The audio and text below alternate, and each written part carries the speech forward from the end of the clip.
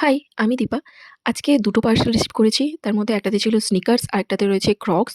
সাইডে আমি image add করলাম বোঝার সুবিধের জন্য। তো স্নিকার্সটা আমি হোয়াইট কালার চুজ করেছি, তার একটাই রিজন, আমাদের শু কালেকশনে এই কালারটা রাখা উচিত বলেই আমার মনে হয়। তার কারণ প্রত্যেকটা আউটফিটের সাথে আমরা white and black shoe match করতে পারি। তাই জন্যই নিলাম। স্নিকার্সের কোয়ালিটি খুবই ভীষণ ভালো ছিল। আম কিন্তু ওই লেসটা আমার একদমই পছন্দ হয়নি। লেসটা প্রাইস ওয়াইজ লেসটা খুবই সরু টাইপের দিয়ে দিয়েছে। খুব একটা পছন্দ হয়নি। আমি এটা পারচেজ করেছি মিশো থেকে। প্রাইস মোটামুটি 400 এর কাছাকাছি ছিল, আমি ঠিক ভুলে গেছি। আম আমি লিংক দিয়ে দেবো আপনাদের। তো ওখান থেকে আপনারা চেক আউট করতে পারেন। আর এখানে আরেকটা নিয়েছিলাম ক্রক্স, যেটার কোয়ালিটি মোটামুটি ছিল। এটা অলমোস্ট 100 বা 150 ছিল।